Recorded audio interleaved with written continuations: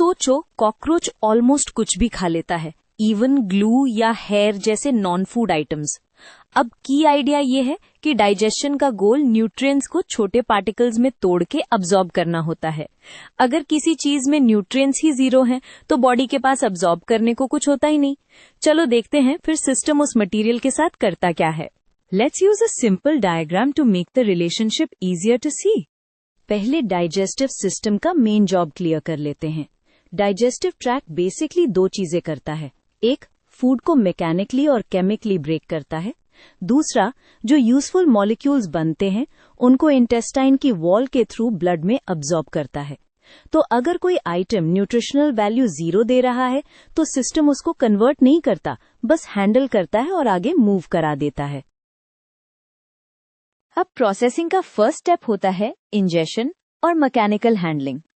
Cockroach की mouth parts चीज को चबाते हैं और गट की मूवमेंट्स उसको मिक्स करके आगे पुश करती हैं।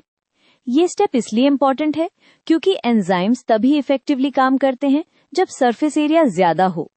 लेकिन अगर मटेरियल हेयर जैसा हो जो केराटिन से बना होता है या ग्लू जैसा हो जो सिंथेटिक हो सकता है, तो सिर्फ चबाने से न्यूट्रिएंट्स मैजिकली नहीं बन जाते। नेक्स्ट आता है केमिकल डाइजेशन। मिडगट में एंजाइम्स प्रोटीन्स, फैट्स, कार्ब्स को तोड़ने के लिए होते हैं, पर ये एंजाइम्स हर रैंडम सब्सटेंस को तोड़ नहीं सकते। तो जो चीज एंजाइम रेजिस्टेंट या केमिकली इनर्ट है वो लार्जली अनचेंज्ड रहती है। ये बिल्कुल नॉर्मल है। बॉडी सिर्फ UNHI बॉन्ड्स को तोड़ पाती है जिनके लिए उसके पास राइट एंजाइम्स और कंडीशंस हों। एक और हेल्पफुल पॉइंट, कॉकरोचों के गुट में माइक्रोब्स भी होते हैं जो कुछ टफ चीजों से थोड़ा बहुत एनर्जी निकाल सकते हैं। इसलिए ऑलमोस्ट एनीथिंग का मतलब ये नहीं कि हर चीज से न्यूट्रिशन मिलता ही मिलता है।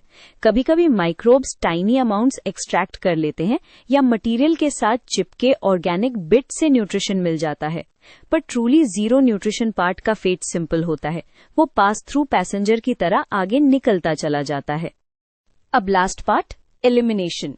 हिंड गट में बॉडी वाटर और सॉल्ट्स वापस अब्सॉर्ब कर लेती है ताकि डिहाइड्रेशन ना हो।